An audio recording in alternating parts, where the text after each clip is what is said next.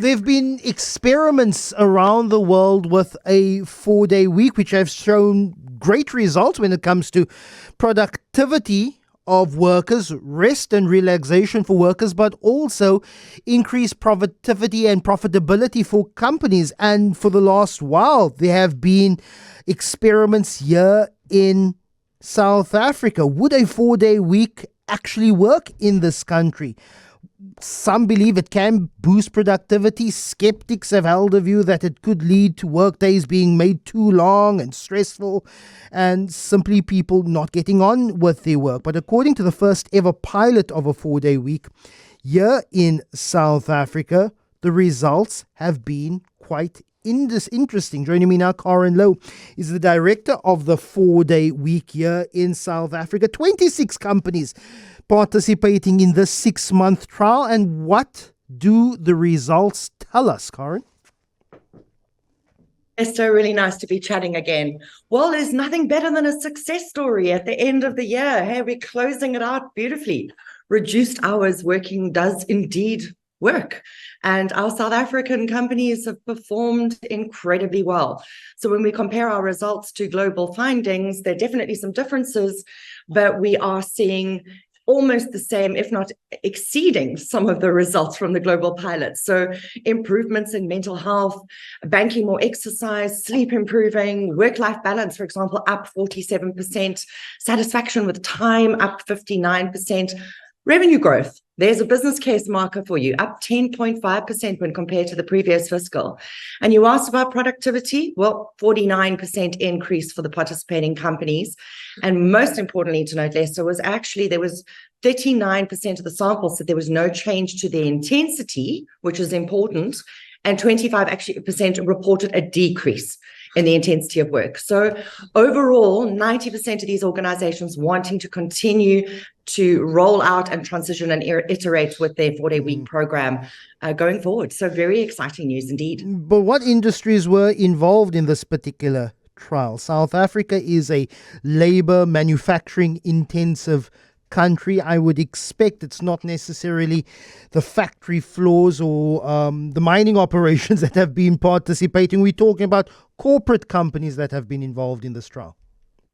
So Lester, primarily small and medium enterprises actually, which is also typical of the first types of companies that have visionary leadership and are small and adaptable enough to be able to turn a reduced work program on within their business. However, we are consulting with a lot of industry sectors, even government at the moment, in terms of work reduction policies. And we are really after a more inclusive framework for flexibility. So it is time in South Africa and indeed across Africa now that we've at least got a baseline level of results within the knowledge worker environment and an increasing set of data and case studies for business cases for large organizations. Unilever, for example, is trialing this in New Zealand and Australia. And there are a lot of large organizations. Atom Bank has had a 2-year success story in the United Kingdom. So we're definitely starting to see a move towards larger and multinationals and corporates looking to experiment with reduced hours working and integrating it into their flexible work practices. So this sample, no, but it was a great start. And we needed to know that at least the knowledge worker sector would be able to reduce their hours and maintain flexibility, revenue growth, and productivity. And indeed, they did. So how did the experiment work? A 4-day week, so a shorter work week, but slightly longer work days. So you'll work the hour 1 or 2 extra from Monday to Thursday. That means that you'll still getting probably the required 40 hours of work done, but a longer working day. But that means the Friday, in theory, is the free day and a 3-day weekend. So Lester, actually what you're referring to is what we call compressed hours working, which is not an ideal model. It actually has the opposite effect on well-being. The 4-day week model and the global framework, which is trademarked, is called the 180-100 model. So there's no change to pay. So that's the first 100%. 80% of the work week, which means these organizations attempt to reduce the average work week. So say, for example, your baseline is 40, you would be looking to reduce the work week to 32 hours. So it's actually not about working more on the days that you're at work. It's about banking hours off during the day.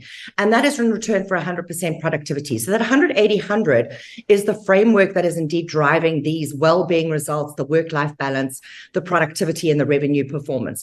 Compressed hours working often serves to do the opposite. So we're not asking companies to deploy a 4-day week or a reduced work week as a Friday or even a Monday off. And in fact, South African companies did this less than their global counterparts. So they took time off in more creative ways, half days, time off every day. So moving into work earlier, coming home earlier, especially our contingent, 70% of our sample were actually working moms or working women. And we saw them effectively starting to bank more time with side hustles, more time with me time coming through. So not typically a Friday or even a Monday off. We're seeing more creative interpretations in South Africa, and no doubt that is due to load shedding. But we don't want organizations to increase the hours on the 4 days that staff are at work. We want them to reduce the overall work week without changing pay. What did the 6-month study show, if any, in the rate of worker absenteeism? We have many people taking what is known as mental health breaks, many people having to take days off simply to do the admin of life. If you work a 9 to 5 from Monday to Friday, it leaves you 2 days not only to see your family, run your household, but also to get to the traffic department to renew your license. And that you can only do either in a very short lunch break, or you have to find time after work. If things close already at 4, 5 o'clock, there is no time. So people often, take breaks, call in a sick day so they can attend to that admin. What did the study show, if any, on work absenteeism during the 6-month period? So Lester, across the board, the average reduction in absenteeism was 9%. So we definitely saw the needle shifting. We saw a drop in resignations of 11%, but the real winners here, and I suppose this ultimately points to healthier, more thriving staff, is burnout was 50% down. Fatigue was 36% down. Mental health improved by 35%. So if you start looking at those well-being markers and the improvement of 49% in workability, what you're seeing is a healthier, happier, thriving employee set in these organizations. And yes, of course, that is going to hit the bottom line marker of absenteeism. And you'll see that the trial results, as they move into sort of the 12-month mark, in March next year, we'll have another read on the sample and see whether they've seen any further improvements in absenteeism. But we are seeing that as a global trend. So absenteeism, new hires coming in, talent pipeline improving.